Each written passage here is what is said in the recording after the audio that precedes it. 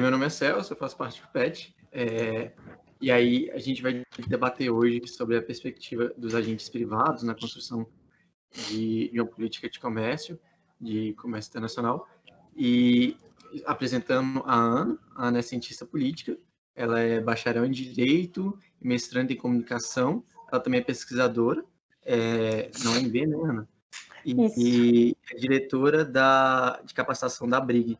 E ela atua há 10 anos com relações governamentais, é responsável pelo site e pela plataforma Profissão HellGov, correto? Isso. E a Nádia, ela é analista na Pátria, ela já atuou com comércio internacional, relações governamentais, ela tem passagem pelo setor público, privado e por organismos internacionais.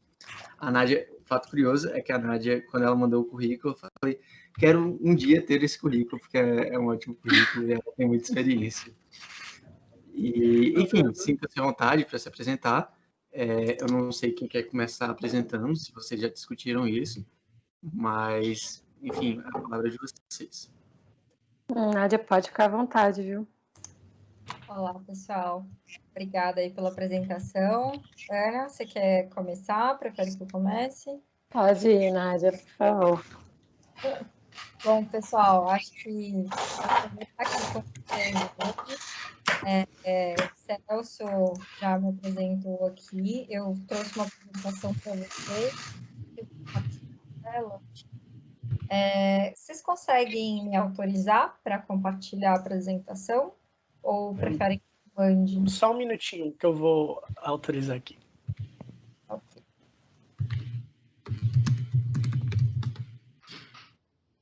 Acho que foi.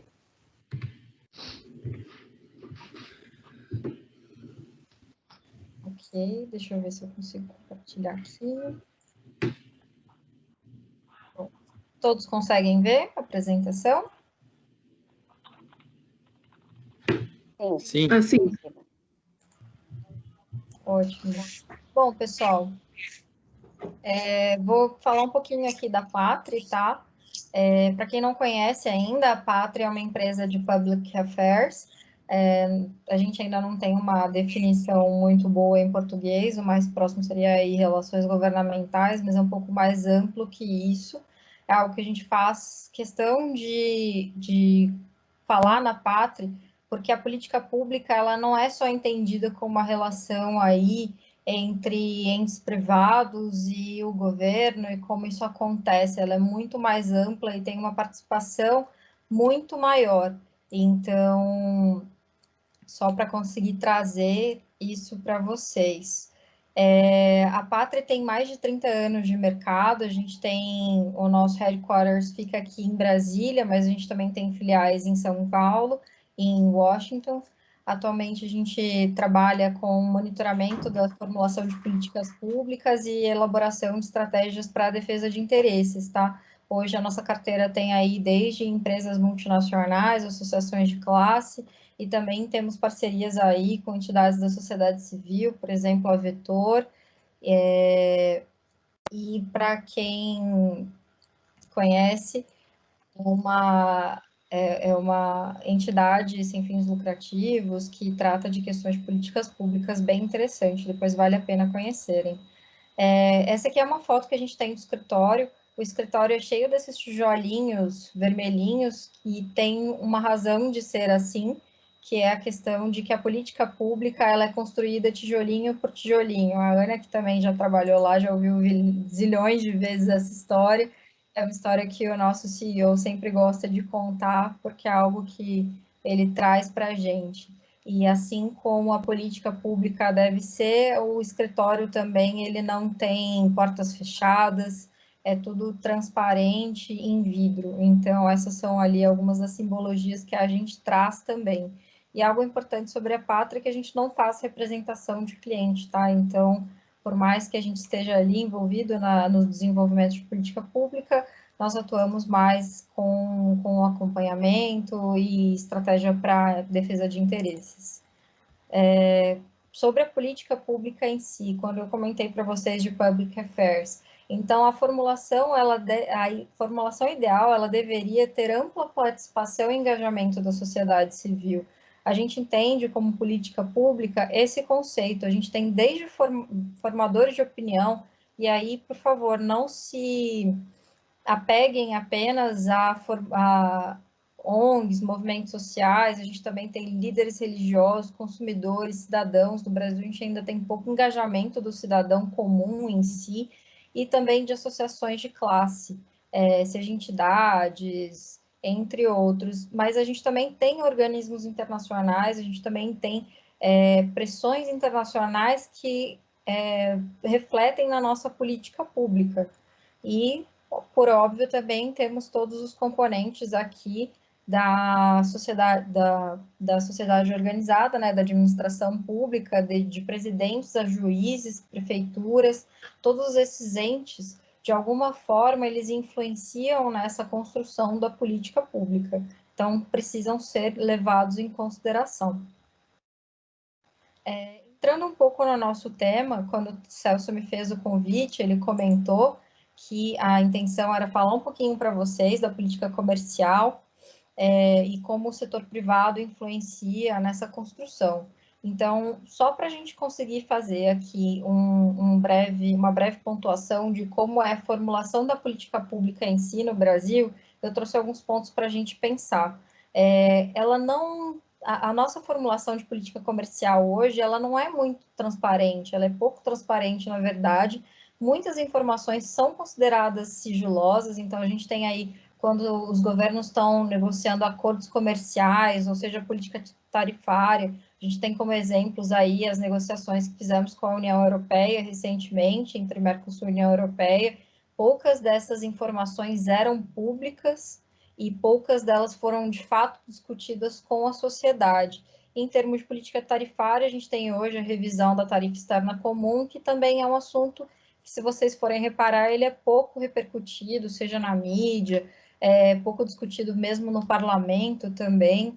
Então, isso traz esse caráter menos transparente em termos de formulação da política. A gente também tem poucos fóruns que contam com a participação da sociedade civil. Se vocês forem reparar, em termos ambientais, a gente tem aí diversos fóruns, quase todos eles têm alguma participação de sociedade civil, ou uma participação maciça, ainda assim, de membros da sociedade civil. E, novamente, quando eu trago o conceito de sociedade civil, pessoal, por favor, não entendam isso apenas como empresas, associações. A gente tem acadêmicos, temos toda aquela gama que a gente falou um pouco antes do que é considerado sociedade civil. Esse tema também de política comercial, ele é pouco explorado pela sociedade civil. A gente tem pouca repercussão em termos dessas negociações. Se vocês forem reparar, hoje a gente tem muito na mídia o acordo com os europeus, mas muito por causa das críticas em termos ambientais, do que o que esse acordo traria de benefícios ou eventuais malefícios para a nossa sociedade em si. E os nossos próprios policymakers, eles também não é um assunto que está na ponta da língua, não é um assunto que é considerado prioritário dentro do Congresso. Até porque, se vocês forem ver em termos de pesquisa do que a população brasileira entende como agenda prioritária, na hora que eles vão escolher um parlamentar, escolher algum representante político, as questões internacionais estão sempre ali nos últimos. Quem conhece o que é política comercial brasileira também é muito pouco conhecido. Isso acaba sendo refletido aí na priorização que a gente dá ou não para essas políticas públicas.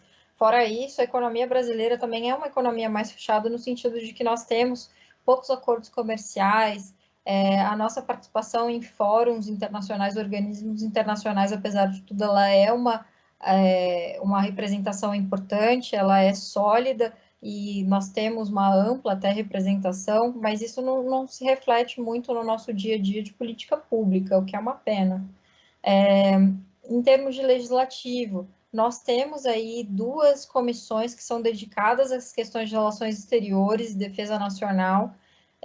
por favor, não são só dedicadas aí à política externa, por exemplo, muita questão de política comercial passa, os acordos comerciais passam todos obrigatoriamente por pelo crivo dessas comissões, mas ainda assim nós a usamos poucos. Então, eu trouxe até aqui alguns dados para vocês. Em 2019, um levantamento que a Patri fez, foram 53 audiências públicas realizadas pela CRE, que é a Comissão de Relações Exteriores do Senado.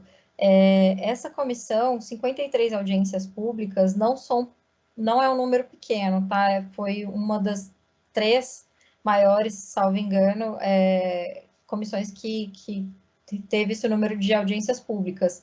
Mas tem um fato curioso aqui, que nessa conta entraram as sabatinas dos embaixadores. Lembrando que para que se eleja um embaixador, né, para que o Brasil nomeie um embaixador lá fora, a gente precisa da aprovação do Senado para isso. E foram vários embaixadores. Então, essa conta ela é um pouco inflada, não necessariamente com a discussão da política pública em si.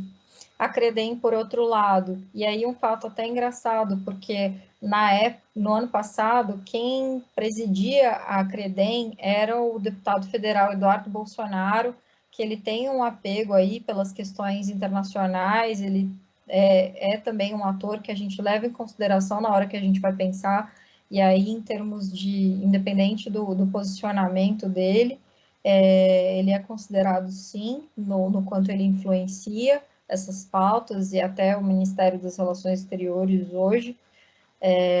E ainda assim nós tivemos só 13 audiências públicas. E, por favor, outra questão também, a audiência pública não se confunde com reunião deliberativa, tá? Então, esses dados a gente tem, mas eu não trouxe eles aqui hoje porque não se confundem com esse ponto do quanto a gente tem a sociedade civil necessariamente implicada aqui nessa construção. Outra forma que a gente também tem no legislativo são as frentes parlamentares. A gente tem uma frente parlamentar de comércio exterior e 8 frentes parlamentares ligadas a países, seja aí China, Estados Unidos, Singapura, BRICS. Temos essas 8 frentes nessa legislatura. Elas, em termos de frente parlamentar, apesar da ideia delas ser de realmente colocar essa discussão, de conversar, de tratar do impulsionamento dessas pautas, a única frente hoje que realmente tem uma força, que é extremamente organizada e é um exemplo, é a Frente Parlamentar da Agricultura. Então, essas outras frentes, elas existem, mas elas são pouco expressivas. Em termos de esferas com atuação e procedimentos definidos, apesar de tudo isso que eu comentei, nós temos aí processos de defesa comercial, temos processos definidos de alteração tarifária, essas são as esferas que principalmente as empresas do setor produtivo atuam ou associações ligadas ao setor produtivo. Em termos de executivo, hoje a gente tem uma centralização da definição da estratégia da política comercial dentro do colegiado interministerial, que é a CAMEX, que é a Câmara de Comércio Exterior. Ela é composta por 5 ministérios, mais presidente da República.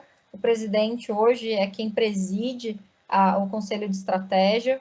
E nós temos aí 9 comitês deliberativos ligados desde alteração tarifária até financiamento e garantia de exportações. E temos um deles dedicado à sociedade civil, que é o Comitê Consultivo do Setor Privado. Só que esse comitê, chamado Conex, ele não se reúne desde 2018. Então, ele, inclusive, atualmente, ele está aí em reestruturação e para definição de quem serão os novos participantes. Isso também se reflete aí na condução das nossas agendas. Em termos de sociedade civil, a gente já conversou antes, eu trouxe aqui alguns nomes de setores que são bem organizados.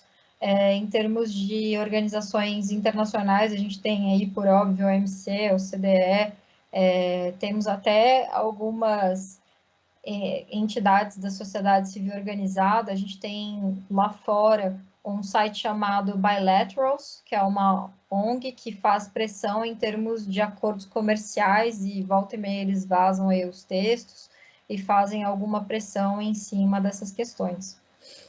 falando um pouquinho sobre os processos definidos, eu trouxe para vocês um caso aqui de defesa comercial, que foi algo que a gente atuou no escritório, né? A gente auxiliou aí o pessoal e fez o acompanhamento dessa política.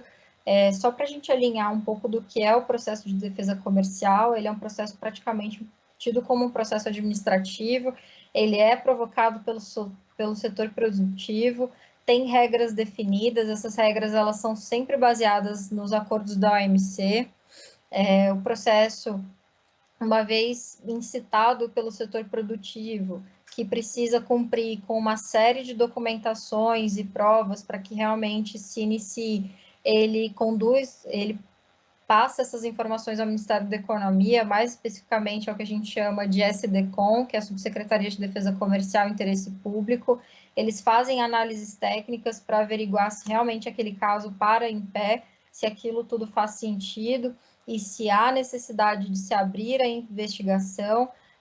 Uma vez concluído para que sim, que há elementos substanciais para que isso seja aberto, eles começam toda uma questão de análise em termos daquelas informações, inclusive fazem investigações em loco, visitas às empresas para averiguar toda aquela gama de informações que vão desde dados do mercado, da própria empresa, para identificar se há algum incentivo que não deveria ter ali em termos de dumping. Também hoje a gente tem um processo definido, que é uma parte interessante, é o que é chamado de interesse público. Esse interesse público, para além de um olhar se existe dumping ou não, ele vai olhar para aquele impacto da medida dentro de um mercado e se aquilo pode eventualmente ser prejudicial à sociedade brasileira ou como isso é de fato tratado. Uma vez feito toda essa parte técnica, a gente ainda tem aí audiências, e audiências no sentido mais de julgamento mesmo, né, em termos que as partes vão lá, expõem o caso, geralmente a gente tem advogados que auxiliam nessa condução, e uma vez feito todo esse processo, isso é levado para o colegiado, que é o GSEX, que fica abaixo da CAMEX, que toma a decisão com base nessas argumentações técnicas, apesar de sim serem considerados aspectos políticos, mas esses com menos relevância. Para ilustrar isso que eu trouxe, a gente teve o caso do aço chinês, que ele teve ampla repercussão, pelo quanto ele poderia ter impacto negativo na sociedade brasileira.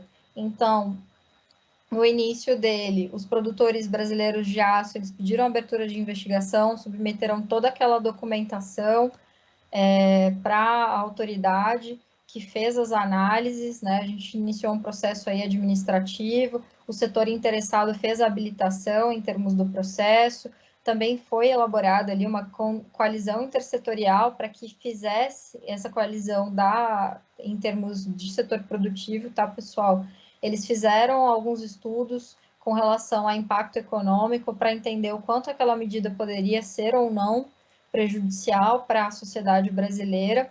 Uma vez feitos esses estudos e foi identificado que esse caso ele poderia ter um impacto muito ruim nos preços aqui de linha branca, de máquinas e equipamentos, até eventuais impactos aí no setor automotivo, que usa esse aço para fabricação de carros.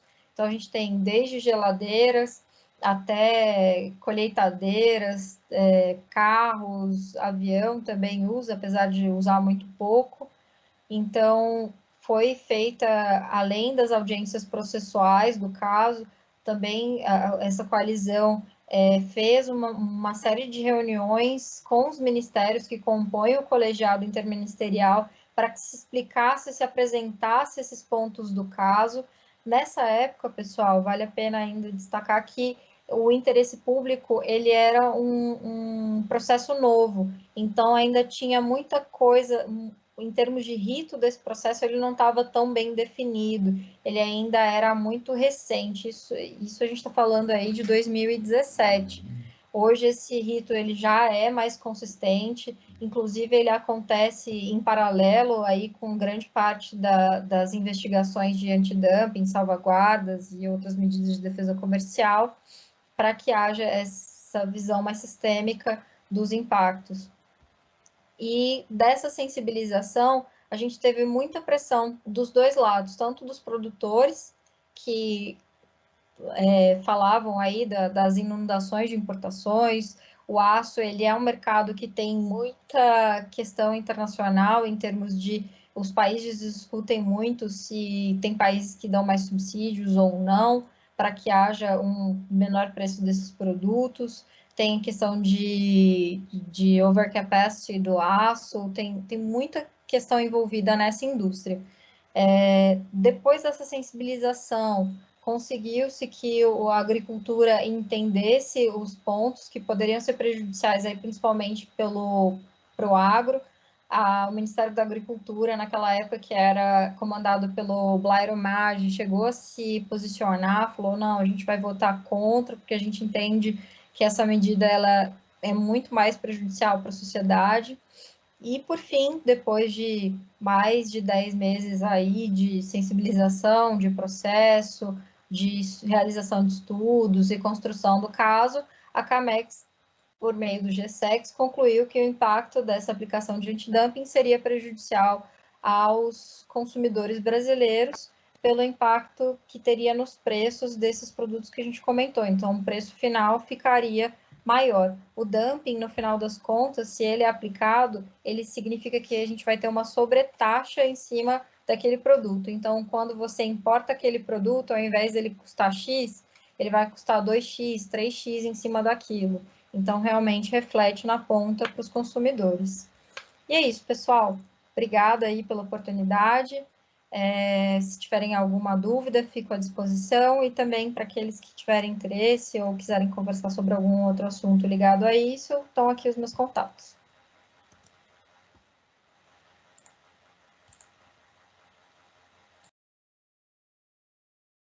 Eu acho que o professor Juliano chegou e tal. Eu não sei como que vocês querem fazer, se vocês querem perguntar antes de começar a próxima apresentação, enfim, fica aberto. Eu acho que poderia fazer todas as exposições, né? Igual foi o último encontro. E aí depois a gente passa para as perguntas, não sei. Uma sugestão. Vocês que estão com a bola aí, turma. Vocês que estão coordenando. Daqui a pouco eu falo com as duas. É tu que tá na coordenação aí, Celso? Hoje eu tô de apresentador, eu tô de locutor, tô de... Toca o barco, então. Já vai ganhando essa experiência também. Tudo bem, Ana? Nádia? Tudo bom, Juliana? Tudo bom, Juliana? Tudo bem, peço desculpas a vocês duas aí pelo meu atraso, mas o dia hoje tá uma loucura só, assim, sem celular, tô desconectado de tudo no mundo, tá uma doideira. Imagina. Celso, eu também preciso da liberação, se você puder me ajudar. Tá, o Daniel aqui consegue fazer isso. Daniel, você tá vivo? Eu acho que ela já tá liberada, pelo menos aqui para mim, parece que já tá. Deixa eu tentar aqui. Foi.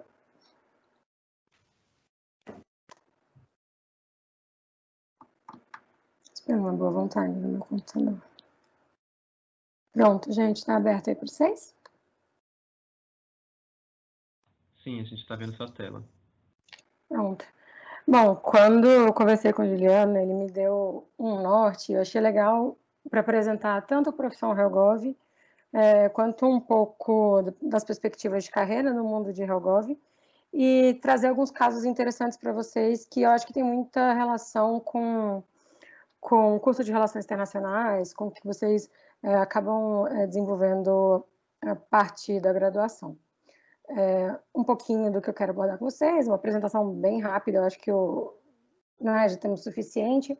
O profissão Helgov, a carreira, algumas informações bem relevantes da área, onde você trabalha com isso e coisas que ninguém te conta. Bom, meu nome é Ana Beatriz Lima, na verdade todo mundo conhece como Bia.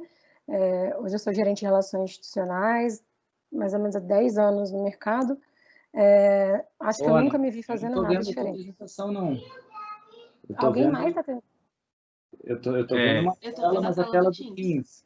A tela do Teams ficou congelada, assim, eu até comentei no chat aqui. Ana, acho que você tem que mudar a sua Vou tela. tentar de novo. Acho que tu compartilhou uma outra tela, não da apresentação, talvez.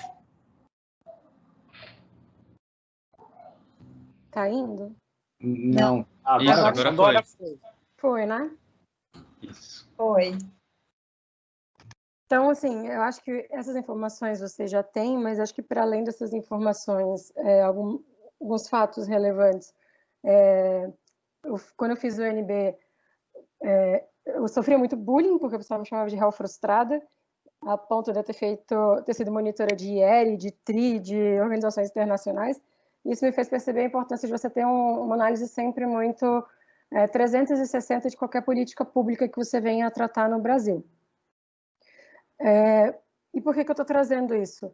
Porque quando a gente fala em relações governamentais, é importante que a gente tenha sempre a noção de que não precisa você ser formado em ciência política ou direito, qualquer graduação lá é importante, mas cada curso tem a sua especificidade, consegue acrescentar e agregar ao processo de formação de estratégia. E o Profissão RealGov é justamente isso, né? A gente é um hub colaborativo com vários profissionais da área que tem o objetivo de guiar tanto iniciantes quanto pessoas interessadas na carreira de relações institucionais e governamentais. A ideia nasceu de um desafio que eu e a Kel vivíamos quando a gente começou a carreira. Nós temos a mesma idade, começamos a trabalhar juntos, e a gente sofria, a gente tentava procurar curso, não achava, tentava procurar informação, não achava, era sempre muito desafiador. E aí a gente decidiu ter a iniciativa de não, vamos tornar o conteúdo democrático e acessível. Por isso que os nossos 3 pilares são colaboração, comunidade e conhecimento. Então, qualquer um que queira agregar, participar do processo, é bem-vindo. As nossas redes sociais são abertas a quem quiser produzir, quiser expor iniciativas e coisas que estejam fazendo, tanto que ontem mesmo a gente trouxe o Pet Health. Se vocês tiverem alguma publicação, algo que queiram dar visibilidade, contem com a gente. E a gente acredita que toda troca ela é fundamental para fazer parte da jornada. Então, se a gente consegue conectar profissionais incríveis que hoje já estão lá na frente no mercado, com quem está começando, a nossa missão está cumprida. Por isso que o nosso público-alvo hoje são estudantes que estão entrando no mercado de trabalho com estágio ou pesquisa. E é legal falar isso porque pela primeira vez a gente vê a academia de fato se preocupando em estudar o que é RIG no Brasil, o efeito disso em políticas públicas, porque até muito recentemente o que a gente tinha era uma legislação norte-americana adaptada para o que a gente vive no Brasil, um pouco de influência europeia, mas nada tupiniquim, nada brasileiro, e é bom ver esse movimento acontecendo. E voltado para o jovem profissional, aquele que está ingressando no primeiro emprego ou numa trajetória de trainee. Por que a gente fala isso? Porque existe uma perspectiva de que a sua carreira é uma escada. Em cada passo dessa escada você tem que calibrar o que você precisa de soft skills e hard skills. Você sai da faculdade hoje com muito hard skill, mas o soft skill você só desenvolve ao longo da carreira. Então, nosso papel também é ajudar a você, estudante e o jovem, a entender o momento que ele está vivendo e ir se adaptando a cada um desses passos. A proposta ela foi tão abraçada que a gente desenvolveu em março, abril e botamos na rua no início de maio. Agora, setembro, mais ou menos 4 meses e meio, a gente já tem 7.500 seguidores aproximadamente só no Instagram e no LinkedIn aproximadamente 2.000 seguidores. Nosso próximo passo é trazer voluntários para trabalhar com a gente na gestão de conteúdo, organização das redes sociais, no nosso cronograma de atividades e em cursos que a gente deve começar a ajudar outros profissionais daqui para frente. Então, a gente viu que tem uma aderência e a gente quer continuar sendo esse hub. Então, se você quiser saber um pouco mais sobre o mercado, etc., dá uma olhada nas nossas redes sociais, acessa nosso Linktree, que lá a gente tem todas as informações. E aí a gente faz o convite para vocês de participarem.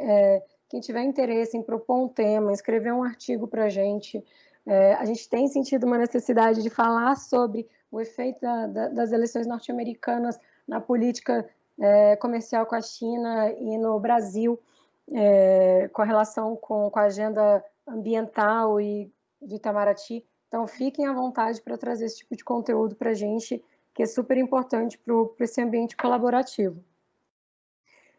E aí, um pouco do que a gente se preocupou em tentar trazer para o nosso público é mostrar quem é o profissional de relações governamentais. Até trazendo falas da Nádia, quando a gente pensa em relações governamentais, a gente tem primeiro o desafio de desmistificar o lobby e segundo, mostrar que relações governamentais e public affairs no Brasil vão muito além da mera atividade do lobby, né? Se eu parar para pensar, é um conceito cada vez mais orgânico que precisa ser visto em 360 graus. Então, você precisa ter habilidade de comunicação, de empatia, de análise estratégica, de risco, de análise de cenário nacional, internacional, monitoramento. Então, é uma série de conjuntos e fatores técnicos, junto com habilidades humanas, que levam à formação do profissional. Hoje, no mercado, nós somos mais ou menos 96 mil profissionais, e é engraçado que quando a gente fala em 96 mil, as pessoas se espantam, porque tem muita gente que não se reconhece como Public Affairs e Relações Governamentais no Brasil, embora execute a atividade. E isso é muito visível nos estados do Norte e Nordeste. Ao longo da carreira, eu tive a oportunidade de gerenciar políticas públicas nos estados dessas regiões e lidar com muitos interlocutores que não se reconheciam como profissional da área, muito menos como um gestor de política pública. Então, acho que é um papel importante também das associações dos quais a gente participa, agregar essas pessoas para o nosso ecossistema. Os principais profissionais hoje, de fato, estão em São Paulo, né? O volume maior está em São Paulo, a gente está falando de mais ou menos 28 mil profissionais. O Distrito Federal aparece em 8º, por incrível que pareça, com 3 mil profissionais. Mas qual é a diferença? O auto-reconhecimento dos profissionais no Distrito Federal é muito maior do que qualquer outro estado da federação. Se você for ver no LinkedIn, nós temos 9 mil profissionais que se reconhecem como profissionais do exercício de relações governamentais e de public affairs. 1/3 está no Distrito Federal. Então, é um volume muito grande de pessoas que se reconhecem exercendo essa atividade. E aí, por outro lado, como eu falei, se você pega a maior parte dos estados do Norte, as pessoas não se reconhecem. Por isso que a gente vê que menos de 1% do volume dos profissionais dessa área representa o total no país. Hoje, os principais termos que as pessoas se utilizam para se autodenominar como profissional relações governamentais, relações institucionais, assuntos públicos, políticas públicas, assuntos estratégicos, relações corporativas e diplomacia corporativa e suas eventuais traduções. E qual é o nosso raio-x? Esse é um momento interessante porque quando eu entrei na profissão há 10 anos atrás, esse raio-x era muito diferente. Mulher representava 1/3 do mercado. Hoje a gente já representa 41,9%, 42%. Então a tendência é que até 2030 a gente consiga se igualar aos homens na quantidade de pessoas no mercado. Se você repara, essa curva por fora é o último dado que a gente tem de PNAD e IBGE na formação populacional por gênero. E aí você tem 51,5% da população formada por pessoas do sexo feminino, enquanto 41% são hoje profissionais da área. Há um descompasso que a gente quer tentar resolver nos próximos 10 anos. Hoje as associações e as entidades que representam a profissão estão muito engajadas nisso. Felizmente as duas são presididas por mulheres esse ano, então a gente tem uma agenda muito forte de inserção de mulher no mercado. A faixa salarial hoje, ela tem essa variação, mas a média transita entre 10 e 20 mil, então está na casa dos 15 mil reais, para quem tem um nível de coordenadora gerente. Os salários iniciais, eles são meio padrões na profissão, então eles transitam entre 2.500 a 3.500 reais, e existe um teto incomensurável para a profissão, porque o RealGov das empresas tende a galgar outros espaços no ambiente de negócios. É bacana falar isso porque a gente pensa na Paula da IBM, na Adriana Machado, no próprio Daniel da GE, que entraram como relações governamentais das empresas e hoje têm posições estratégicas como CEO ou presidente da América Latina. As principais habilidades que os contratantes procuram hoje são essas 5. Se você for ver o inglês, ele está muito à frente, até pela interface que as empresas hoje têm de uma participação multilateral ou mesmo de atendimento a clientes internacionais. E seguido delas, se você repara, a maior parte das demandas estão voltadas para soft skills. Os hard skills estão concentrados na formação específica, basicamente, do profissional. Então, é aquilo que eu falei no começo, o profissional ele evolui tanto dentro da carreira quanto no desenvolvimento pessoal para poder crescer na trajetória. Hoje, a gente tem uma profissão com pessoas muito capacitadas, 1/3 tem graduação, mas você olha que quase outro terço já tem MBA. E a gente tem um número bem expressivo de pessoas que já têm mestrado e doutorado, os dois somados lá na casa dos 22%, 23%. Então, é um número muito expressivo se a gente compara principalmente com a formação acadêmica no Brasil.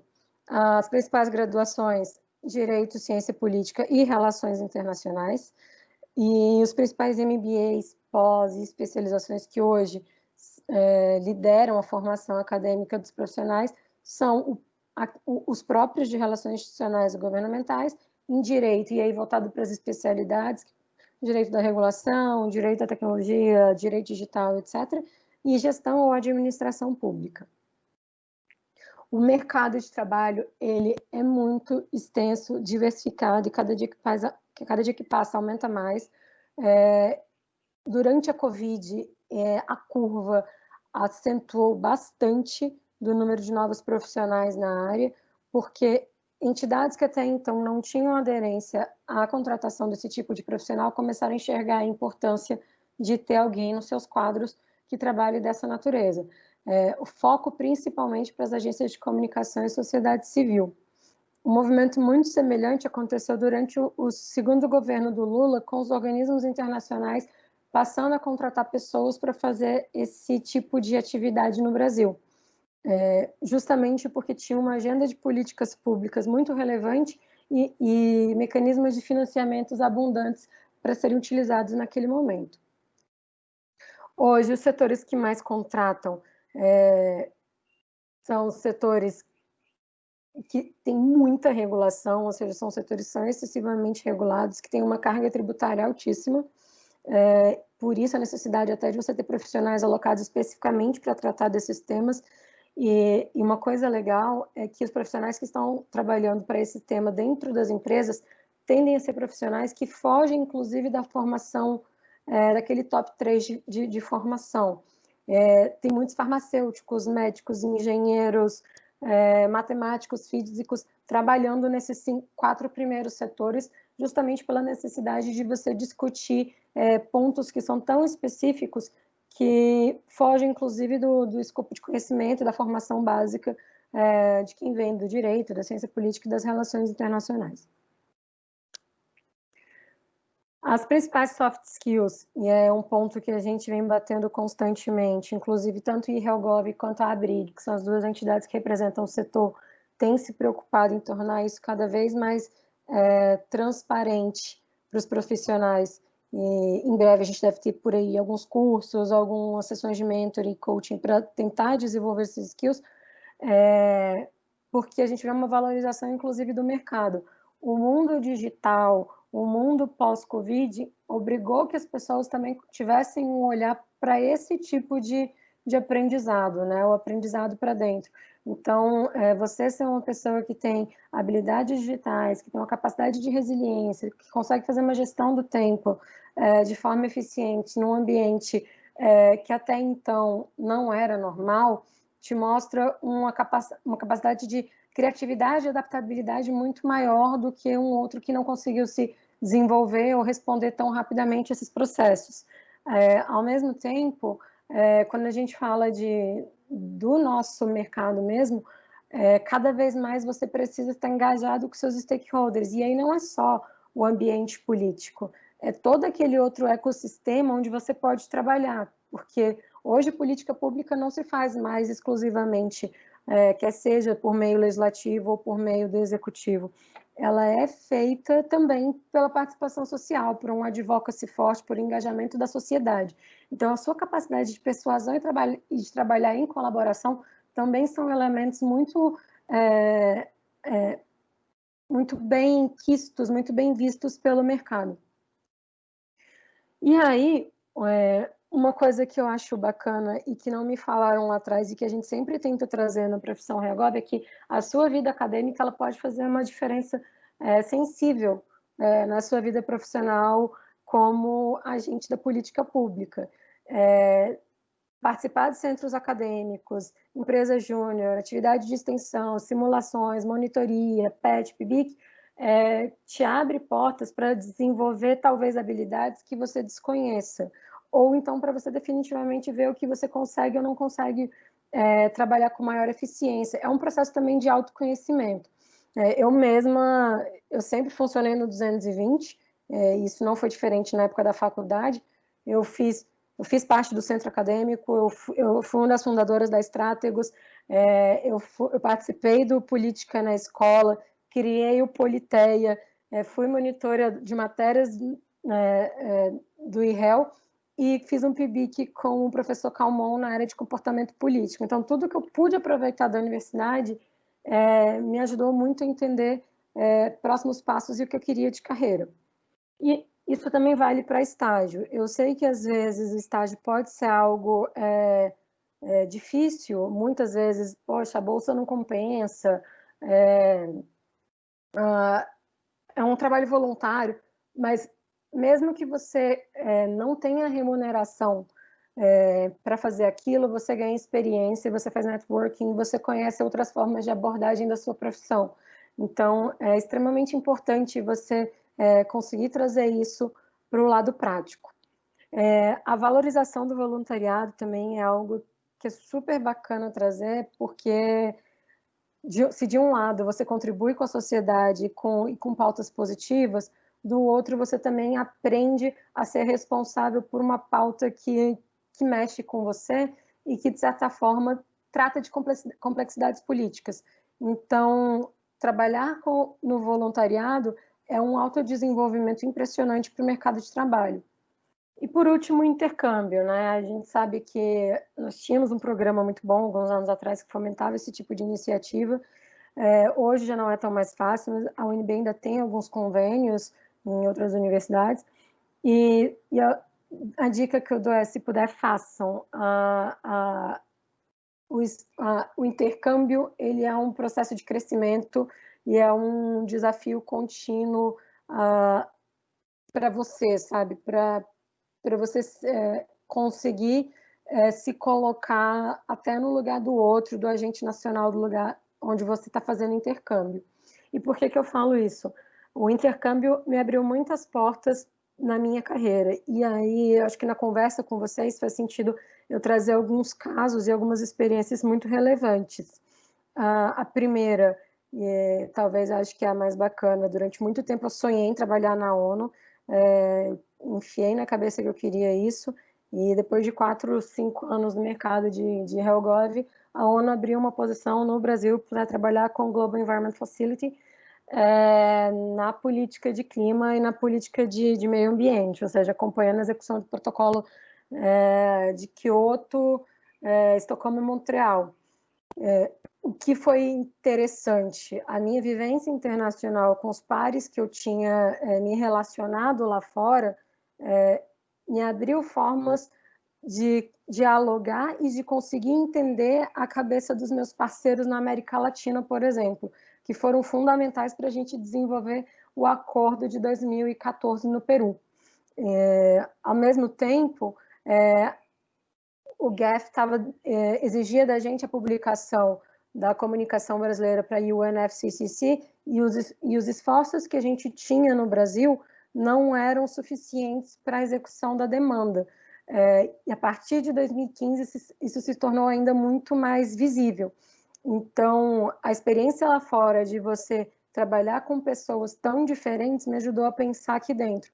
E foi super bacana porque quando você trabalha com o governo federal, você tem um apoio da ABC, do próprio Itamaraty, mas você tem alguns desafios internos de transversalidade da política pública. A forma de execução, ela costuma ser vista sob pontos de vista diferentes, de acordo com quem é o executor.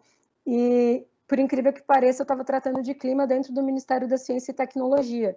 Então, foi uma oportunidade incrível de articular com setores privados, porque o Ministério tinha essa agenda, e trazê-los para dentro da agenda da comunicação brasileira. Então, a gente teve participação de Abiquim, Abimac, a própria Abividro, que já era uma parceira anterior, Sindicom, trazendo todos os insumos e dados que a gente precisava para a comunicação brasileira da UNFCCC. E o resultado foi tão bacana que em 2016 a gente não só publicou o volume da comunicação, como a gente publicou um relatório que ficou de legado para a negociação do Brasil como emissor e eventual mercado de carbono.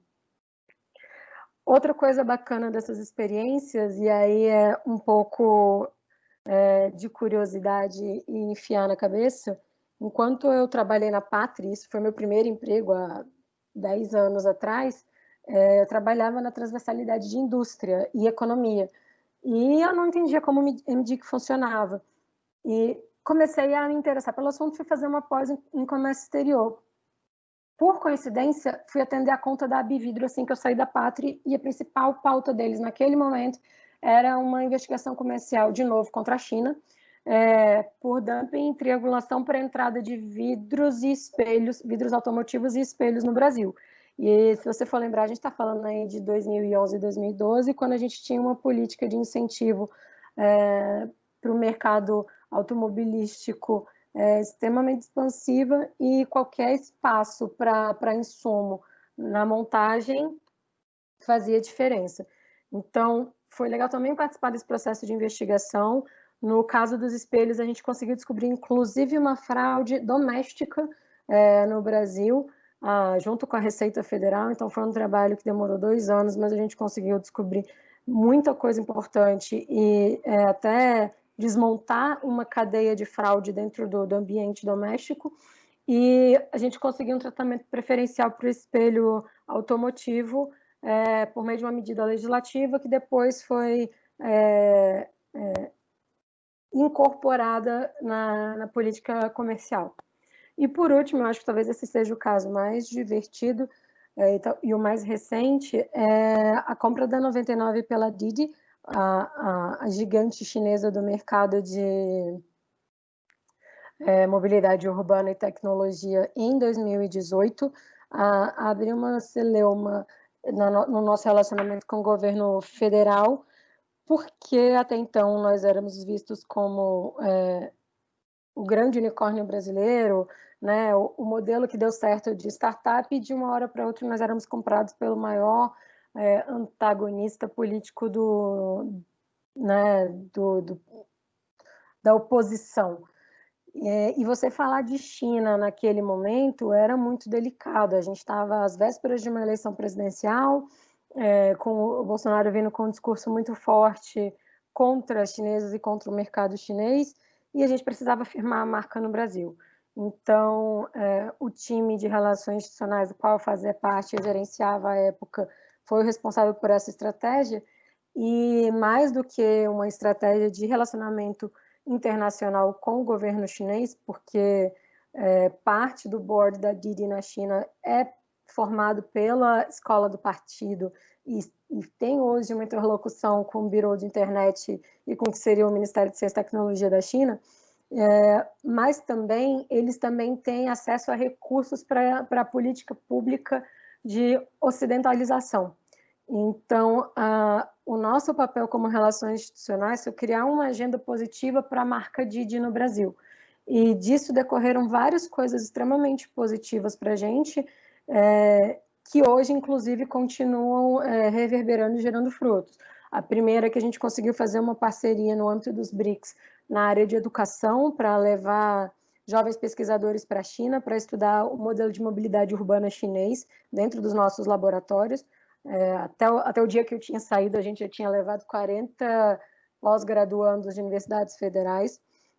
Nós fizemos missões oficiais para os laboratórios da Didi na China com autoridades governamentais, então a gente levou governadores, secretários, vice-presidente, e não só do Brasil, mas do Chile, da Colômbia e da Argentina também, para conhecer o modelo de desenvolvimento de mobilidade por tecnologia. E a gente passou a ter um relacionamento muito próximo com o Roberto Fendt, que à época presidia o Conselho Empresarial Brasil-China, com Caramuru e Castelo Branco. E essa posição de relacionamento com o Fendt, hoje, para a estratégia de China comercial, foi fundamental para o lançamento do serviço de food, porque eles conseguiram trazer um discurso positivo que ainda não bateu dentro do planejamento tributário e trabalhista da empresa. Então, a gente conseguiu mitigar a imagem internacional e gerar espaço de agendas e políticas públicas por meio do relacionamento institucional casado com a perspectiva internacional. Isso está 100% alinhado com o que a Nádia falou, né? Hoje, o profissional da área, ele não faz só aquele relacionamento com o parlamentar. Cada dia mais é obrigado a tirar um coelho da cartola para resolver um problema. Eu acho que até compartilhei com o Juliano, não sei se ele conseguiu compartilhar com vocês, a forma como a própria CNI tem mudado nos últimos anos e tem liderado, junto com o Ixam, parte da discussão do acordo bilateral Brasil-Estados Unidos. Se você pensa no que era a CNI há 10 anos, 11 anos atrás, num papel como o que ela tem hoje, você não reconhece a forma e a abordagem que eles têm desenvolvido. A CNI deixou de ter um papel muito mais conservador, tradicional, e hoje ela abusa dos mecanismos de digitalização, de convencimento, advocacy e dados. Então, está em processo de uma mudança de perfil. E, ao mesmo tempo, você vê instituições que eram reconhecidamente notadas por terem uma estrutura mais conservadora, percebendo a necessidade de se adaptar a esse modelo, para poder dialogar com o que acontece lá fora. Então, o Brasil tem respondido a tempo e com uma velocidade muito maior o que vem sendo demandado lá fora em relação à atividade do profissional de relações institucionais e governamentais. Aqui ficam os meus contatos, fiquem à vontade para nos procurar, venham fazer parte do nosso hub, o convite está aberto a todos vocês e contem conosco caso a área seja de interesse de alguém ou que lhe desperte curiosidade.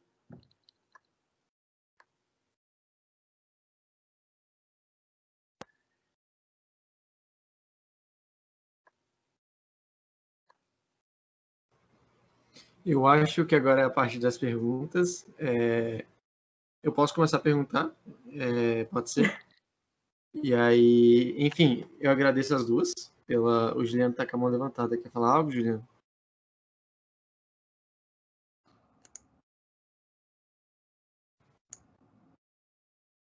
Hoje eu estou sentindo que vocês sentem também. Nunca tinha acontecido comigo, porque acho que como alguém está com o controle da reunião, normalmente sou eu, né? Aquele problema é que vocês sempre sentem no microfone quando abrem, enfim, quando fecham, que demora. Eu tô percebendo bastante isso hoje. Mas não, eu quero fazer uma pergunta.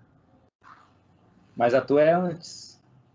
Não, tá bom, então. Eu faço antes, aí depois o senhor faz. Primeiro eu gostaria de agradecer, né? Eu achei muito interessante a apresentação das duas. E, enfim, a Nádia, ela entrou de férias hoje. Então, ela, enfim, tá aqui de férias falando com a gente. Muito obrigado. E aí eu queria fazer a primeira para a Nádia. E aí, juntando um pouco das duas apresentações, seria quais são as principais dificuldades na questão da investigação mesmo, porque é um processo de investigação, e como que a gente levanta dados, como que a gente apresenta dados, e como que a gente tem acesso também, porque é muito difícil, às vezes, você ter acesso e, enfim, acesso à informação é algo muito importante, e a transparência também é muito importante, só que às vezes a gente não tem, então não tem dados, sabe? E essa é a primeira pergunta.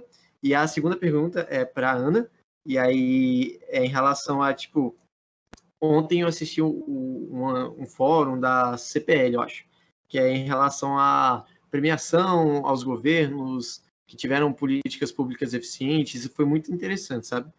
E, enfim, é uma área com pouca visibilidade no geral, assim, se você perguntar para um jovem de ensino médio o que você quer fazer da vida, com certeza ele não vai falar relações governamentais, mas é uma área com muito potencial, e é uma área que eu vejo também que tem várias pós-graduações, só que são valores muito altos e tal, e para você se especializar é uma área bem limitada, assim, é um funil que vai apertando muito, também por essa questão econômica de você não conseguir, às vezes, pagar uma pós-graduação. E, enfim, quais são os potenciais da área, e tanto que a política pública é importante, né? Como que a gente vê isso, e como sociedade mesmo, como que a gente tem que aprender a valorizar mais e tal. Então, essas são as minhas duas perguntas, muito obrigado das duas, e abraço.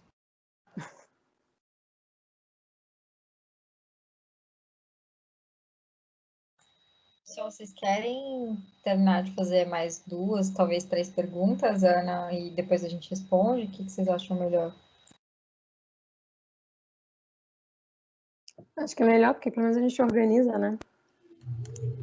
Acho melhor. Vou fazer uma, então. Estou aqui com a minha sala de aula no fundo. Ontem eu resolvi começar a usar fundo. Amei! Pessoal, ontem fiz o teste na aula de teoria. Primeiramente, eu queria começar, Nádia e Ana, desculpando de novo, né? Enfim, esses meus últimos dias têm sido bem confusos, assim, e hoje tá bem... enfim, até eu conseguir sentar aqui foi meio conturbado, né? Então, peço desculpas pela demora. Eu não peguei a apresentação da Nádia completa, mas, enfim, a minha pergunta vai no sentido de que muito do que a gente vê na vida profissional, né? Eu tenho, enfim, 4 anos de governo, é diferente do que a gente vê na academia, né? Eu queria, assim, que vocês falassem um pouquinho sobre a principal diferença que vocês percebem exercendo uma função, né, que tá, assim, né, que faz pontes entre o Estado e a sociedade, e aquilo que a gente vê, né, nos bancos acadêmicos, enfim. Acho que, bom, eu não sei se o pessoal no começo da reunião pontuou isso, né, mas essa é a última reunião de vários encontros que a gente está fazendo sobre comércio internacional, enfim. E assim, a gente viu ao longo das últimas semanas, né, muito da atuação de organizações, né, da sociedade, confederações de indústrias, dos agropecuários. Falamos, né, na semana passada com 3, né, convidados, um deles do executivo, outro do legislativo e outro de uma empresa, da Odebrecht mais especificamente, né? Enfim, então a gente está mapeando um pouco esse grande conjunto de atores que trabalham, né, com interesses focados, enfim, claro que mais especificamente no lucro, mas de forma mais ampla para que eles tenham esse interesse atingido de influenciar o governo, né? Então, enquanto a gente normalmente, né, estuda o resultado dos processos decisórios, vocês acompanham o processo em si, né? É diferente. Então, eu queria que vocês falassem um pouquinho sobre assim, o processo decisório em si, né?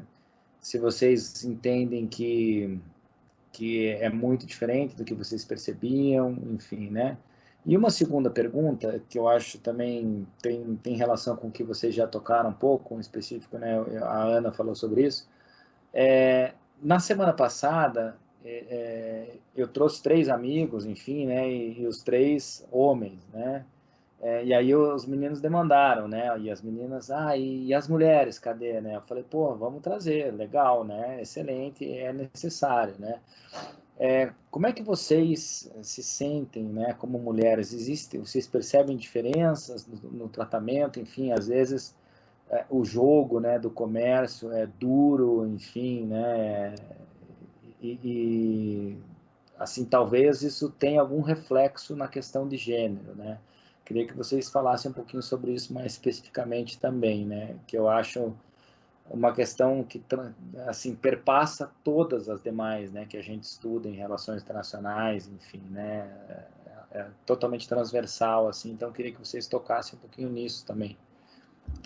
De novo, muito obrigado pela presença. Imagino que os meninos tenham sido educados o suficiente, né, para agradecer bastante vocês. Enfim, o Celso já falou, né, a Nádia está no seu primeiro dia de férias, enfim, né, então deixo também, né, o meu agradecimento pessoal, já que eles o fizeram em nome do grupo, né, muito bacana ter vocês com a gente e tem sido uma experiência, enfim, muito, muito bacana ouvi-las.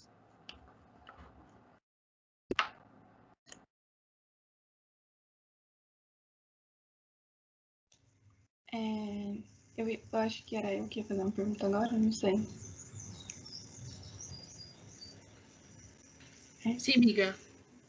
É você. Boa tarde, gente. Queria agradecer primeiro. Eu achei muito interessante a apresentação das duas, até para a gente ter uma noção melhor, assim, de como que trabalha em HellGov. Eu tenho uma pergunta que vai até um pouco no sentido do que eu faço no dia a dia, assim.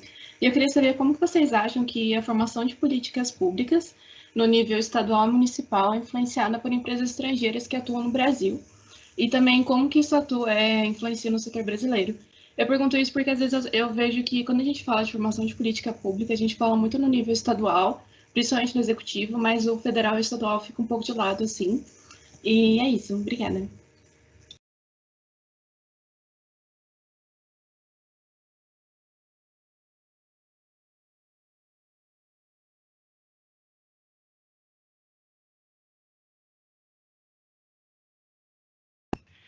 O Celso, faça a minha pergunta já e feche.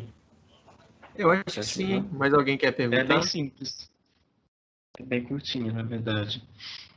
É mais direcionada para a Ana, porque a Ana que tratou mais um pouco sobre a profissão, né, de HellGov, e você mencionou sobre a desmistificação do lobby, né?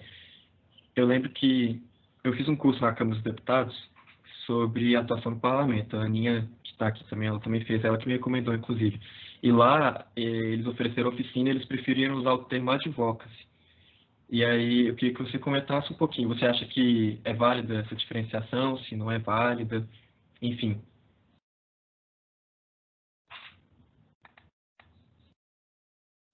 Camila. Boa tarde, pessoal. Primeiramente agradecendo aí, né, a Nádia e a Ana por terem dado, enfim, duas... Não é palestra, né, mas está participando dessa conversa com a gente e ter explicado bastante sobre essa área de HellGov. Eu atualmente estava estagiando nessa área também, então eu me familiarizei com muitas das coisas que elas mencionaram durante as falas delas, mas eu tenho uma dúvida assim, muito mais assim, para o futuro, porque, por exemplo, eu tenho muito interesse de fazer mestrado, como meu próximo passo da graduação, e eu fico me perguntando muito se o mestrado ele te viabiliza mais dessas oportunidades em políticas públicas, em lobby, advocacy, que seja, ou se é mais recomendado que a pessoa já entre já direto nessas oportunidades, porque, não sei, mestrado pode ser algo muito acadêmico para esses trabalhos mais práticos, então eu queria muito mais entender de vocês, assim, tipo, as pessoas que têm esse perfil que quer perseguir um mestrado em políticas públicas, por exemplo, que seja, se elas também têm um local, assim, nessa área dessa atuação de vocês, se elas se encaixam, ou se vocês realmente têm uma preferência por pessoas que já saem direto da graduação, e, enfim, que já se envolveram mais com, sei lá, empresa júnior, não sei. eu fico muito me questionando só essa questão mesmo de mestrado, perfil acadêmico, profissional, se vocês veem uma convergência aí, ou se vocês acham que é melhor seguir por um lado ou para o outro, por exemplo. É isso.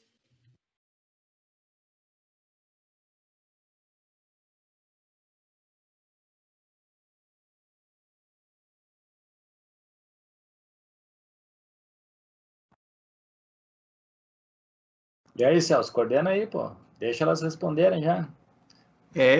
Enfim, eu acho que agora é a fase das respostas, né? Ficou um silêncio e eu falei, não, eu tenho que falar. Eu vou aprender ainda, eu vou virar um show, tem um termo, né, que é o homem show, enfim, a pessoa que faz o show. Vou aprender isso, calma, tô no processo. Beleza. Quer começar, Nádia? Pode ser, Ana. Ou se quiser também, então faz. Bom, vou começar então, ok? Começando pela pergunta do Celso sobre acesso a dados aí para investigações. Celso, acaba que são dados, num geral, as empresas elas precisam apresentar ali sobre constituição do como é o mercado em si, como é a atividade, qual é a diferenciação do produto, como é o processo de fato administrativo. Você tem muito acesso ali, as partes têm acesso a algumas informações que não são sigilosas, não são restritas, e você consegue, por ali, ir trabalhando alguns dados. Fora isso, também tem muita informação que acaba sendo informação de mercado em si, em termos de concorrência, formação. Então, no geral, o pessoal costuma até contratar empresas como a LCA, que é uma consultoria econômica, para trabalhar ali alguns dados, mas no geral são esses dados públicos, ou então tem alguns dados de sistemas também, a gente tem diversos aí que podem ajudar nessa questão. Como as investigações tratam muito mais ali de subsídios, entender, às vezes, alguma particularidade de alguma política tributária ou algum outro incentivo, então também tem um pouco dessa tradução aí para se colocar num processo isso de defesa comercial. Então, tem essas questões. E esses dados, eles não tem uma regra, né? A gente tem uma base meio ampla para isso. Com relação, Juliano, à sua pergunta sobre essa ponte que a gente tem aí entre sociedade e Estado, eu acho que hoje a gente tem, como a Ana mencionou, uma gama aí de atores que estão cada vez mais influenciando nessas construções de política pública. Como eu expus para os meninos um pouco mais cedo, eu acho que no Brasil a gente ainda tem uma forma muito tímida. Se a gente pegar, por exemplo, a União Europeia e o tanto que a gente tem ali de ONGs, de associações, de entidades, e até o processo mesmo do parlamento. Um exemplo que eu trouxe para eles é o quanto na nossa política comercial a gente tem pouca transparência. Só para colocar um exemplo, pessoal, na União Europeia, eles têm uma comissão de comércio internacional, a INTA, dentro do Parlamento Europeu, e lá se fazem atualizações constantes sobre quais os andamentos das negociações comerciais. Eles pegam acho que são pelo menos 20 entidades setoriais, cada uma representando algum setor, seja do agronegócio, seja o pessoal das big techs, enfim, inúmeras, para colocar ali os pontos de vista e fazer um breve alinhamento dentro do que se pode revelar sobre os dados. Então, por exemplo, aqui no Brasil, para fazer o acompanhamento de como andam essas negociações, eu uso muito o Parlamento Europeu para conseguir entender o que está acontecendo e o que pode estar sendo refletido por aqui. Eu acho que a gente ainda tem muito no Brasil a trabalhar nesse sentido, a trabalhar os nossos watchdogs, a trabalhar toda a nossa sociedade para ter uma participação mais engajada, de fato, e até a trabalhar também a pauta de comércio exterior aí, em comércio internacional, quanto ela deve ser importante ou não na nossa sociedade, e refletir e cobrar isso também dos nossos parlamentares, coisa que a gente não tem tão arraigado hoje em dia. Com relação à diferença de gênero e essas questões no comércio, eu acho que não sei se eu sou um ponto fora da curva, mas eu nunca tive nenhum problema por ser mulher, assim, em termos de nunca sofri nenhuma discriminação, nada, sempre fui muito levada em consideração. Acho que isso acaba sendo muito mais uma forma como a gente se posiciona. Acho que conectando isso com o que a Ana comentou de soft skills, é muito importante que você consiga se portar dentro de uma reunião e dentro de uma negociação, entender como você se projeta, como você consegue ser ouvido ou não. Tem gente que fala mais baixinho e, enfim, tem que ter um pouco mais de postura. Acho que quando a gente vai para o parlamento, a gente sente um pouco essa questão, a gente tem muito parlamentar velho, não sei se a Ana já se deparou com essas reuniões que você vai lá, você senta do lado do fulano, o parlamentar ali, ele fica ali te pegando, umas coisas assim, e se incomoda, e você tem que dar daquela forma mais educada possível, porque você não pode dar umas cutucadas também ali, às vezes numa negociação, aí você dá aquela distanciada, tenta ver se a pessoa entende que, né, aquilo não é apropriado, mas de forma geral, acho que as opiniões são levadas em consideração, às vezes alguns argumentos são até mais acalorados, gerando algumas discussões, mas acaba sendo muito mais do posicionamento do interlocutor. Sobre a formação de políticas públicas e a questão de estados e municípios com empresas internacionais, foi pergunta da Luísa, né? Luísa, eu acho que hoje, por exemplo, a gente tem alguns estados que são mais dependentes de investimentos chineses. Então, a gente precisa que os estados e municípios tenham mais dessa consciência. E se você for ver nas nossas relações hoje com a China, a gente tem inúmeros governadores se metendo no meio dessas questões para tentar dar um freio de arrumação para que os nossos governantes hoje, que têm inúmeras críticas à China, não deixem que sua posição pessoal, que é levada em conta na política doméstica, influenciem de forma não pensada, não estratégica dentro dessas relações. Então, acho que isso reflete muito, porque você tem inúmeros estados quebrados. Hoje, a realidade da política fiscal brasileira não é fácil. Então, a gente tem inúmeros estados que dependem de maior receitas que vêm de investimentos, e toda essa agenda de investimento externo, ela ganha uma relevância muito grande. Então, independente da ideologia, da corrente política que aquele interlocutor tenha, ele vai sempre para o pragmatismo de eu preciso de dinheiro, preciso financiar meu estado, preciso financiar minhas obras, preciso fazer com que isso reflita em algum bem-estar para os meus eleitores, para conseguir uma reeleição, para conseguir me cacifar para algum cargo maior, e assim por diante. Então, você tem toda essa formação que influencia, sim, nessa política, e por mais que ela não seja tão, talvez, destacada como a gente tem no executivo, eles sim fazem toda uma influência. Acho que outro exemplo, além dos chineses, a gente tem aí como os governadores da Amazônia têm se posicionado com relação a toda essa questão de desmatamento do Brasil e a crítica dos chefes de Estado europeu para que se prossiga com o acordo do Mercosul, União Europeia, e, enfim, tem vários desses outros casos que a gente pode tratar. Com relação ao mestrado, Camila, eu acho que o mestrado ele é bom, ele ajuda sim, mas ele não é um requisito, por exemplo, para você entrar nesse mercado. Tem muita gente que entra novinha na Patri, falando aí um pouco pela empresa pela qual eu trabalho. Se você for ver, a média de idade é muito nova. Acho que a média dos nossos sócios, por exemplo, é 40, 42 anos ali. Eles não têm, fora os nossos sócios sêniores, que também estão na média dos 60 anos, o pessoal não tem uma idade tão elevada. Acho que a maioria dos nossos analistas, inclusive, está ali na média dos 27, 28 anos. Então, é uma empresa jovem em termos de força de trabalho. Muita gente entrou ali também como primeiro emprego, foi fazendo carreira, foi crescendo, foi adquirindo experiência, ou foram igual a Ana aí, que o pessoal entra para a Pátria e vira um tipo exportação que vai circulando por aí, fazendo toda uma escola atrás.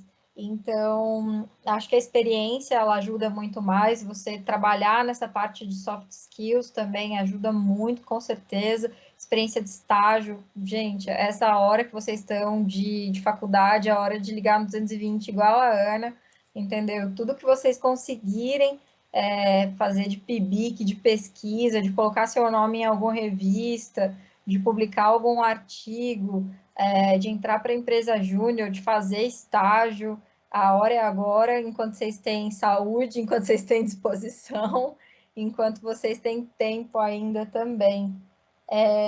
E a última pergunta sobre a questão de advocacy e lobby. A gente tem muita teoria por trás do que se conceitua como advocacy, como lobby, como relações governamentais, public affairs. É uma área que ainda está ganhando consistência teórica aqui no Brasil, que ainda passa também por questões de imagem. Eu acho que a questão de você colocar hoje, chamar de advocacy, é muito mais para tentar se desvencilhar daquela visão que o lobista é o cara da mala de dinheiro, que vai lá no Congresso, aquela pessoa que a gente chama de lobista de carteirinha, né, de contato telefônico. Então, é muito mais essa questão de tentar refazer a imagem de um setor da economia que é importante e que precisa ganhar mais relevância para que se entendam também, até nessas críticas que a gente tem em termos de democracia, de o que a gente precisa construir, é muito importante que o pessoal hoje das relações governamentais entenda esse papel que tem, que é fundamental, e o pragmatismo que se precisa adotar. Às vezes a gente tem umas metas que são um pouco desconectadas aí, talvez até da realidade, e cabe aí também ao profissional de relações governamentais, no final das contas, das entidades também, das ONGs, de tentar propor uma política pública que ela seja viável para uma sociedade, que ela vá um pouco mais além do que aquela agenda individual que a gente trata. Então, acho que são alguns pontos de vista aí. Ana? Prezando pela economia processual, eu não vou entrar exatamente nas mesmas ponderações da Nádia, mas assim, considerando a pergunta que o Celso fez, né, de a formação ela é muito custosa, ela requer muito investimento. Um dos pilares que move hoje, inclusive a profissão RealGov, é justamente essa crítica, né, a profissão de relações governamentais se tornou, de fato, uma profissão elitista, porque hoje você só consegue ascender na carreira se você puder investir recursos em educação. A gente é completamente contra isso, a gente acha que justamente por ser o pilar do princípio democrático, por você estar intercedendo nas políticas públicas, que ela tem que ser algo cada vez mais acessível, mais aberto para todo mundo, né? Mais transparente. É uma crítica que eu tenho muito grande, mas você não se torna RealGov só pela formação acadêmica. A formação acadêmica ajuda, mas principalmente pelo dia a dia e pela experiência e pela forma como você se insere nos debates. E aí, um passo atrás, por isso que lá atrás eu falei, valorize o voluntariado. Hoje, por exemplo, você tem o Lobby Social, que é uma iniciativa super bacana para você se engajar e aprender a gerir a sua carreira de relações governamentais fazendo algo do bem dentro dos 17 pontos das ODS. Você tem o próprio Profissão RealGov, que você pode, inclusive, ser um produtor de conteúdo. Então, você tem várias iniciativas de voluntariado que hoje você pode se engajar para exercitar esse lado das relações governamentais. Quando você fala em curso, e aí a notícia positiva, hoje também já existem uma série de cursos e recortes muito específicos de aprendizados que você precisa desenvolver para a área, tanto de soft skill quanto de hard skill, que você consegue fazer por pedaços, você não precisa mais fazer uma pós-graduação para isso. Você tem hoje cursos específicos para determinadas temáticas. Por exemplo, a Brig essa semana fez um curso justamente sobre o tema da Luísa, que é o relacionamento de estados, municípios, a União e a formação de agendas de políticas públicas. Então, qual é o papel das relações governamentais nisso? A Apex, inclusive, comprou 6 vagas desse curso. É a primeira vez que eu vi a Apex pagando por um curso da Brig. Então, a gente percebe que o próprio poder público começou a se interessar e se colocar como agente desse processo de formação. Então, eu acho que isso vale a dica. E aí, poxa, quero aprender um pouquinho mais, quero um curso gratuito.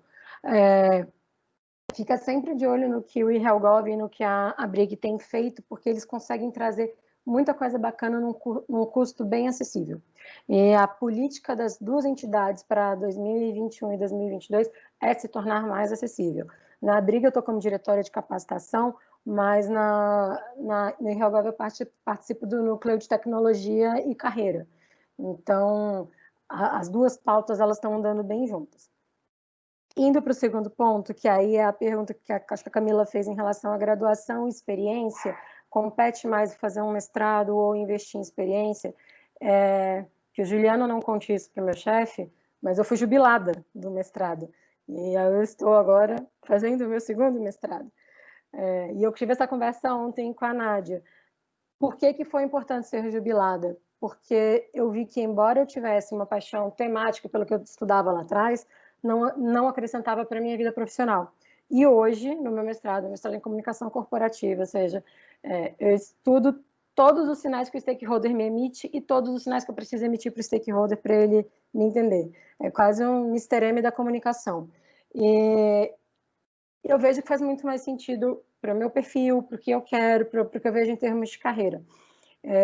Então, assim, não tem receita de bolo, às vezes carece de maturidade, de um autoconhecimento para você ver o que você precisa fazer, o que você quer fazer. Eu mesma passei por outra graduação e algumas pós-MBA até eu me descobrir, e estou fazendo por prazer. Isso também está alinhado com a ideia de ser pesquisadora dentro do GESCOM da UNB. A oportunidade surgiu justamente porque eu quero trabalhar métodos de comunicação inovadores. Então, o Calmon, que me orientou na graduação, que me orientou no mestrado jubilado, me colocou em contato com o professor Evaldo e falou que ele me conhecia e que sabia que eu tinha essa pegada. Então, a relação também que você faz na graduação com seus professores, seus orientadores, ela é muito definitiva também para o que você quer fazer no futuro, né? Ela te abre portas, ela te fecha portas. E eu tive uma relação muito transparente com o meu orientador à época do mestrado, para ele entender que aquilo não era salubre para mim. Então, também tem um cálculo de vida pessoal que você tem que levar em consideração. E aí, quando a gente fala da disparidade da vida acadêmica com relação à realidade, eu tenho sofrido isso hoje, inclusive no ambiente de pesquisa e no mestrado, primeiro porque o ambiente de pesquisa ele é muito técnico, você tem muitas normas e coisas que você precisa seguir, que não necessariamente você segue a rigor na vida profissional, né? A vida profissional ela precisa ser mais prática para você conseguir galgar objetivos na velocidade do seu problema, e às vezes o método ele fica em segundo plano, a vida acadêmica não.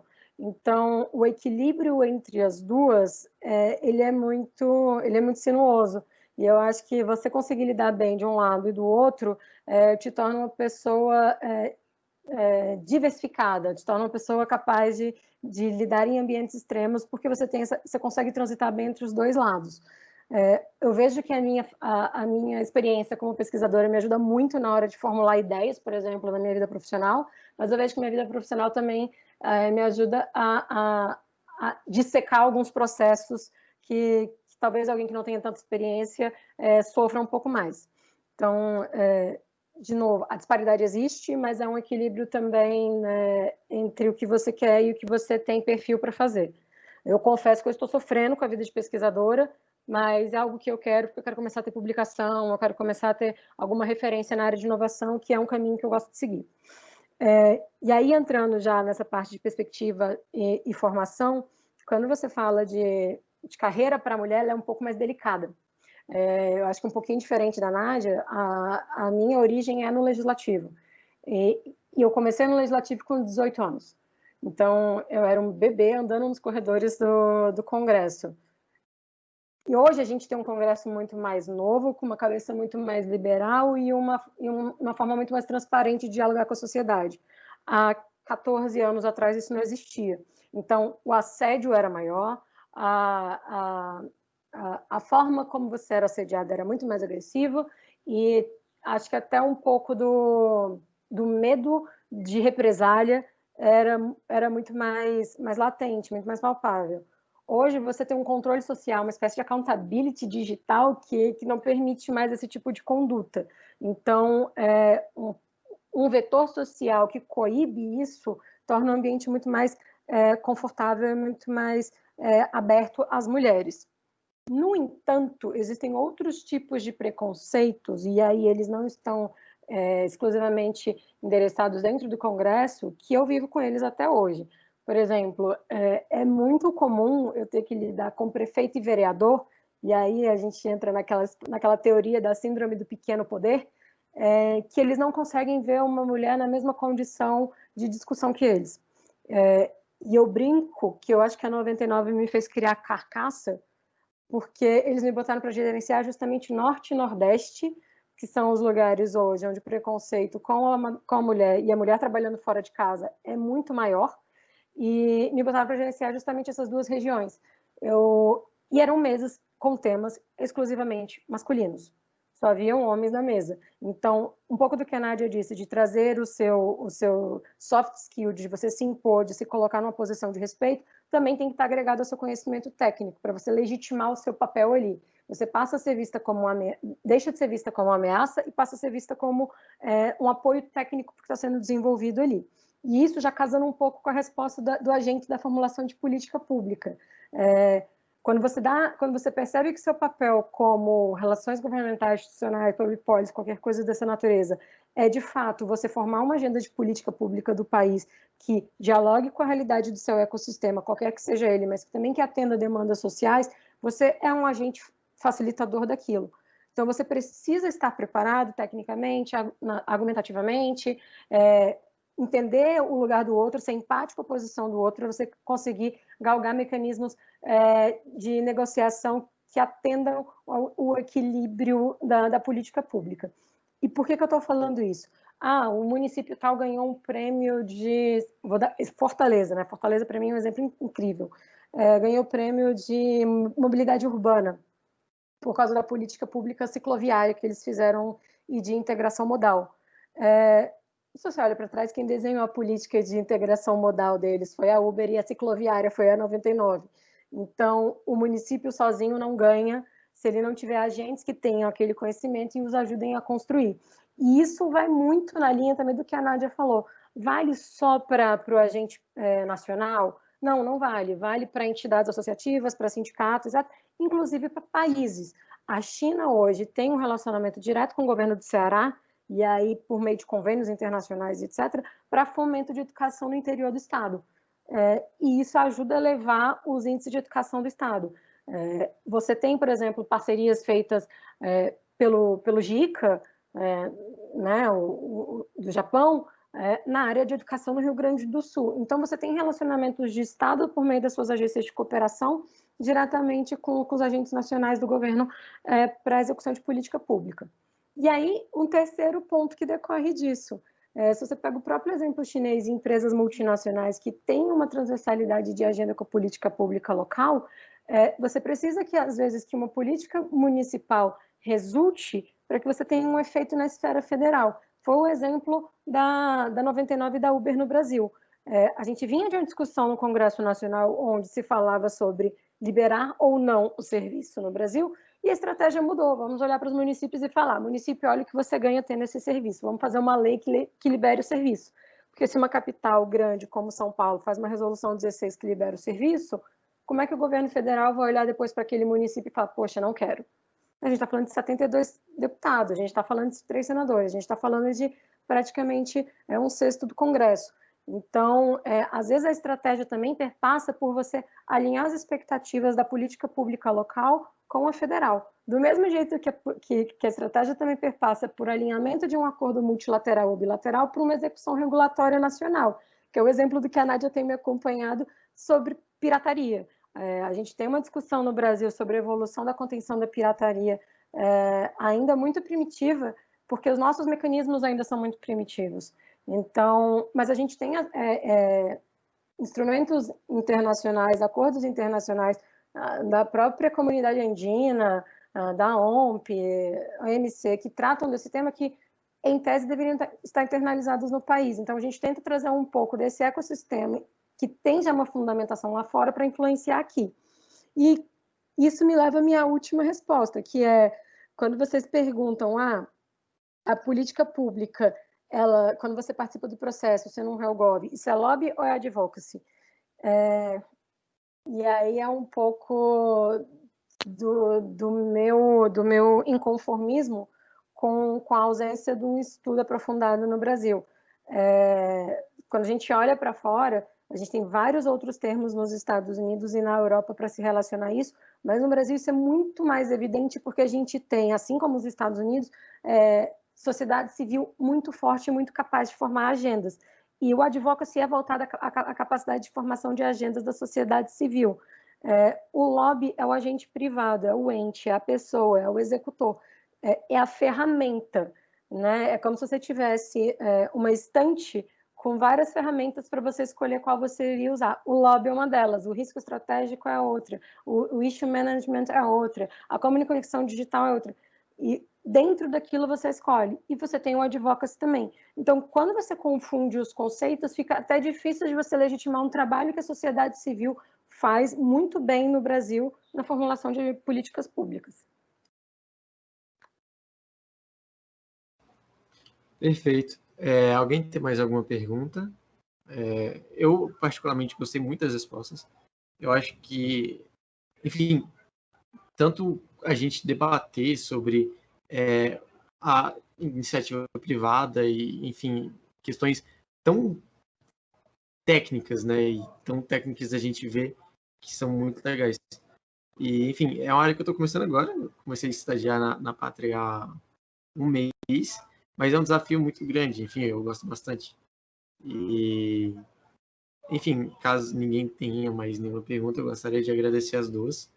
Dizer que foi um prazer gigante e realmente ficar muito grato e falar que a gente ficou muito grato pela presença das duas, porque, como o professor Juliano falou, ter a presença feminina e debater com mulheres sobre isso é muito importante também. E, enfim, acho que agora eu fiz um papel de host, né? Mais ou menos correto. Perdão aí qualquer desvio. Mas é isso. Muito obrigado. Abraço.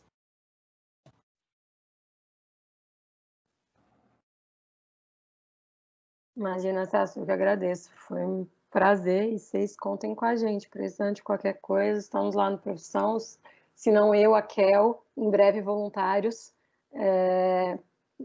A ideia é realmente democratizar e trazer cada vez mais gente boa. O Miguel da Câmara esses dias, que é um secretário espiritual, mas por que o projeto? Eu falei, é investimento de futuro. Aí, por quê? Porque se eu treinar os jovens agora, eu vou ter menos dificuldade para contratar no futuro. Só Deus sabe a dificuldade que foi formar um time na 99, ano retrasado. Então, investimento também para facilitar a nossa vida. Esse ponto, Ana, eu acho bem importante, né? Até para a gente... Uma das funções do PET é trabalhar a questão profissional também, né? E a gente percebe, assim, né, conversando com gente que está no mercado já há bastante tempo, que existem muitas posições no mercado que não tem gente suficiente, né, para ocupá-las, assim. Então, ao mesmo tempo que a gente tem um déficit de empregabilidade, enfim, né, tem muito desemprego, a gente tem, por outro lado, muitas vagas, assim, que não são bem ocupadas, porque não há pessoas prontas para elas, né? Então, essa questão da formação que vocês duas bateram é bastante importante, né? Basta que a gente consiga se formar bem, enfim, que a gente vá, que a gente foque em um caminho específico, né? E vá trilhando aquele caminho. Essa figura, né, da escada, eu acho bem interessante, né? A gente vai degrau por degrau, enfim, e vai conseguindo se posicionar sem tantas dificuldades, desde que a gente vá trilhando o rumo, né, passo por passo, enfim, no caminho certo. Então, nesse sentido, mas também no sentido de trazer, né, um pouco do que é a realidade, né, de fazer parte do processo decisório, né, a partir de um local que não é o local do decisor, né, mas sim de quem está buscando influenciar posições, de quem está buscando construir visões, né, do que é a realidade brasileira, né, de como o país deve se posicionar lá fora, enfim.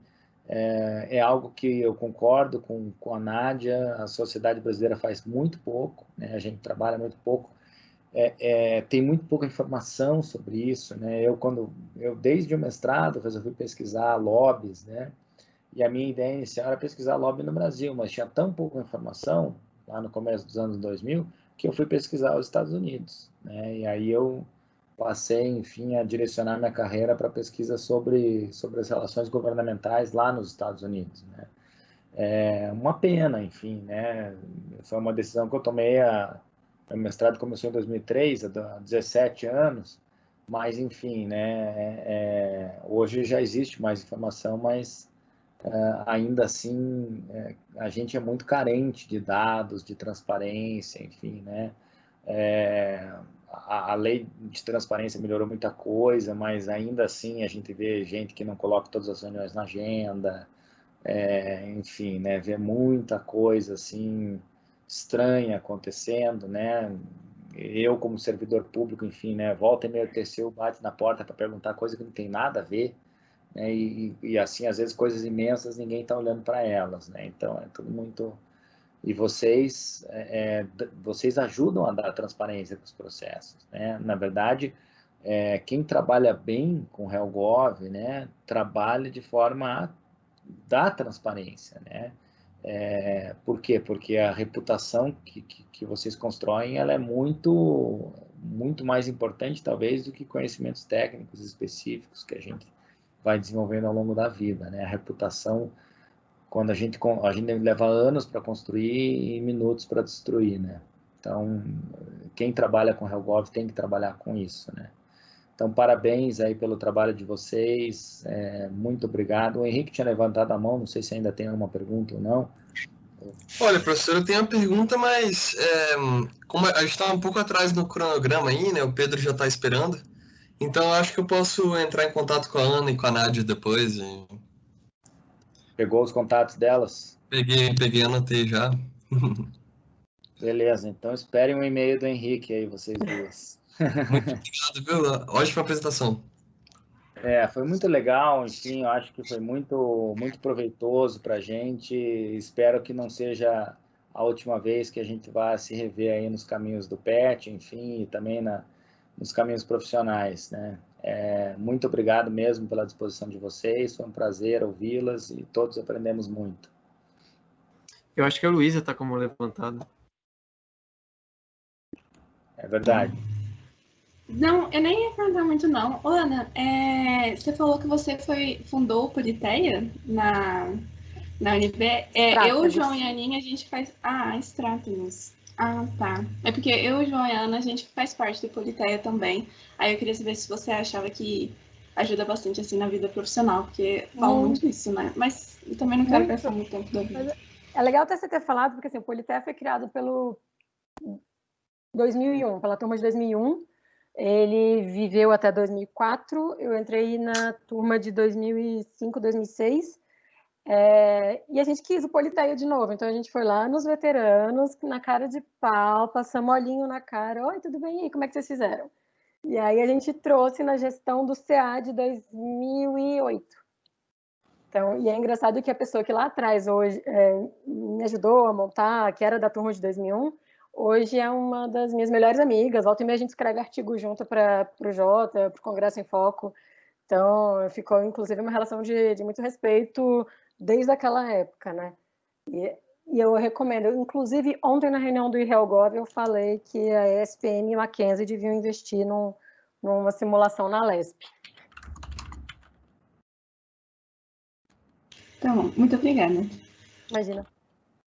Pessoal, queria só aproveitar também para agradecer aí novamente o convite, fico aí à disposição, se tiver mais pergunta, igual do Henrique, fiquem à vontade aí para mandar e-mail, e só para, enfim, dar mais algum conselho aí, estudem bastante sobre o CDE e como isso vai influenciar aí as nossas políticas públicas e como tem influenciado, tá? Então, se eu posso deixar um conselho para vocês hoje que estão aí começando até essa base, entendam o que é esse novo bichinho e como ele está empurrando todo o nosso governo para uma onda aí de novas regulamentações. A Ana está rindo aí porque ela está lidando com esse problema. Então, entendam o que é, professor Juliano Traga, pessoas aí para conversarem com vocês sobre o CDE. Então, fica essa dica e aproveitem aí bastante para adquirir bastante base teórica, viu, pessoal? Eu me formei em réu também, e quando a gente sai da faculdade, a gente sai meio sem ideia, né? Ok, e agora? O que eu vou fazer? Eu vou para comércio exterior, eu vou estudar para ser diplomata. Na minha época não tinha tão bem definida a área de relações governamentais, eu fui logo para uma trading company, depois fui galgando aí os caminhos da minha carreira até chegar na área que eu estou hoje. Vocês já têm essa oportunidade e a base que vocês adquirem em réu, acreditem que ela é boa e ela vai ajudar em muita coisa na carreira de vocês, mas entendam todas, quando tem aquele professor às vezes meio sem saber explicar como é que o MC funciona, como é que aquilo você aplica depois, no fim das contas, na sua realidade, você vai aplicar, acredite, o CDE você vai aplicar muito mais que qualquer outra coisa hoje em dia. Então, estudem bastante e tenham bastante essa carga teórica na cabeça, que sim, vai ajudar depois na prática. E simulações também são muito boas. Eu vou seguir a linha da Nádia e dar uma de tia também. A dica que eu dou para vocês, gente... Sacanagem, hein? A dica que eu dou, gente, mergulhem no mundo dos dados. Dados vão ser essenciais daqui para frente. A gente tem uma mudança de paradigma da forma como as pessoas se relacionam muito grande. E aí não é só dado pessoal, mas também o dado da formação do argumento, da estrutura, da metodologia, da técnica, de tudo. Já vem numa mudança muito grande, mas quem domina isso vai sair na frente.